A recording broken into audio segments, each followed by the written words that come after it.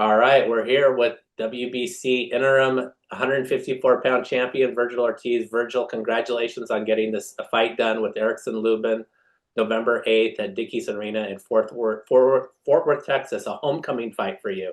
How important and exciting is that for you? It's really exciting and it's really important. I have a lot of fans in Texas. I haven't fought in Texas, I believe, since the Mike McKinson fight in that same arena in 2022. So it's been a good 3 years, and I know that the fans will be very happy to see another fight.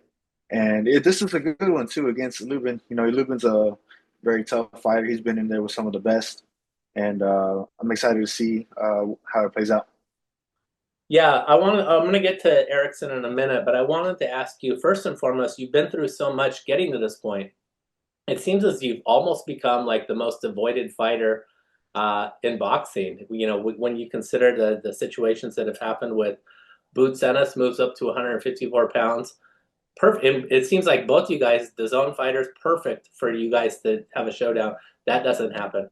Then Xander Zayas, becomes champion, and you're right there. I mean, it's so naturally Mexico versus Puerto Rico matchup, and that doesn't happen either.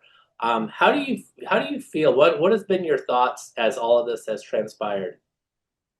I mean, honestly, it's kind of amusing in a way because people are saying that I'm ducking and all this stuff, but when we send the contract, they don't get signed. You know what I mean? So it's and people still want to continue with the narrative that I don't want the fights and I'm ducking.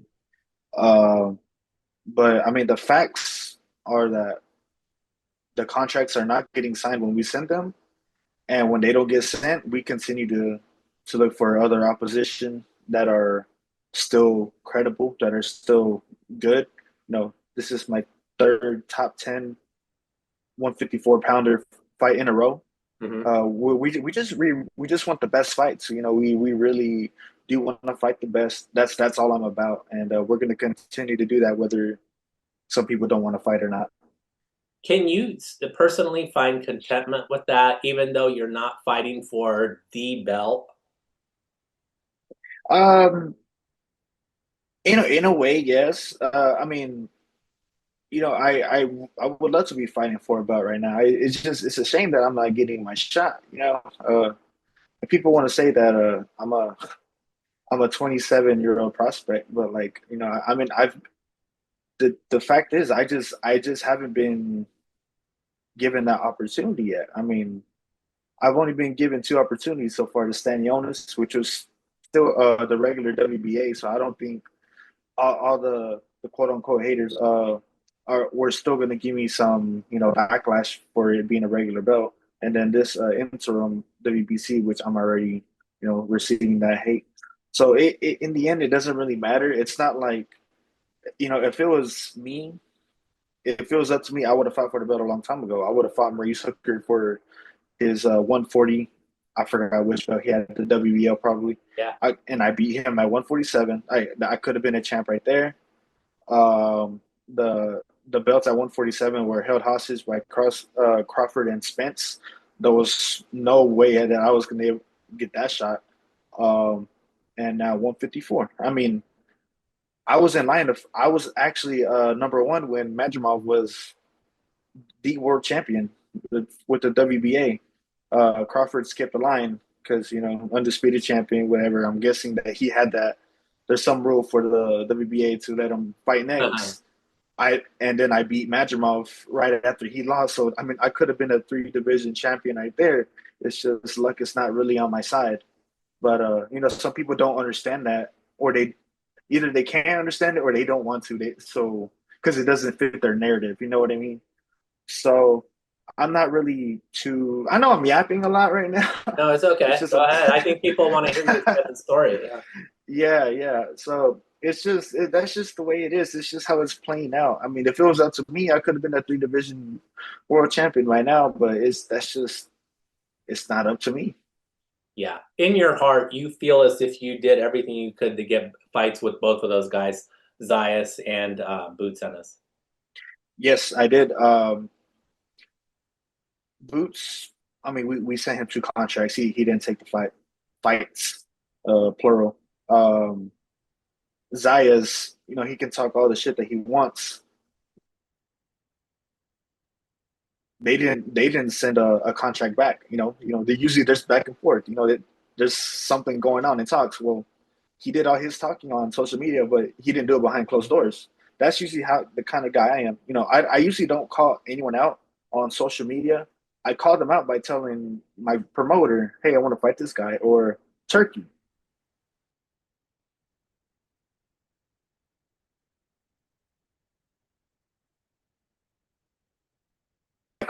I don't try to get publicity out of it. Maybe I should feel that, but I try to, hey, let's get something going on. Like, what's up?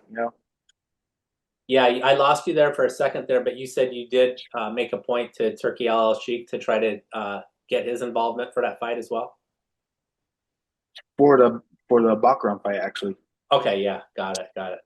Now Yeah, the good news is that I know like this guy comes from Pro Box TV, and Pro Box really prides itself on trying to make quality fights and encourage its fighters to jump into the fray instead of backing off from anyone. And you get that guy in Erickson Lubin. How much respect do you have for him? What do you admire about him as you head into this bout? yeah. Of course, I have immense respect for him. He's not even for just taking the fight, but he's always taking the hard fights. He took the Charlo fight early on. He fought Fundora, and he's fought some other guys, and he's beaten them too. So we know he's a game fighter. He's a dangerous fighter, and we're gonna be ready for this one. We're gonna make sure we're ready. Yeah, I mean he's coming off a victory against Ardreal Holmes, who he had to fight for the IBF position, and then before that, knocked off Jesus Ramos, who we know is no slouch, is one of PBC's top prospects. He's almost like the equivalent of you over at PBC. So he's got some impressive victories on his belt. What are the things that you have to most concern yourself with as you head into that fight? Well, he's seasoned. He has experience. Slick fighter. Southpaw. Um, I think those are the main ones right there. Yeah, and why do you believe that you will win? I mean, I just go in there and do what I do. I have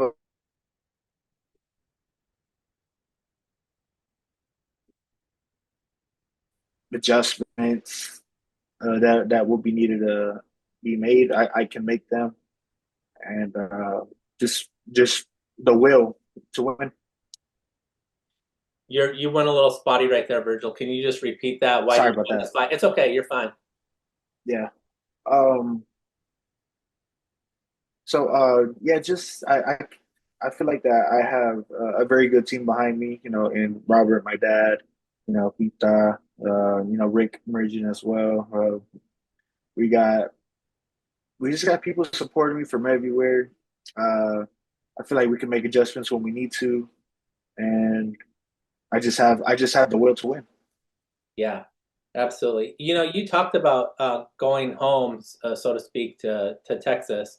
Sometimes some fighters say that's not necessarily a good thing because you got to deal with ticket requests and family being close and a lot of people pulling on you. Do you like it because you get that hometown crowd over all those distractions that are accompany that? I don't I don't mind it a whole lot. I can see how it can be distracting for some people. For me, I'm gonna be honest, man. I do not touch my phone. I really do not talk to anybody. It's really hard to get a hold of me during fight week, so it doesn't really bother me at all. But as far as the crowd and all that, I mean, not really. It doesn't matter if I'm in Dallas or Vegas or in Saudi Arabia. The you usually just you drown the crowd out. It's just you and the opponent in the ring, and that's really all that matters.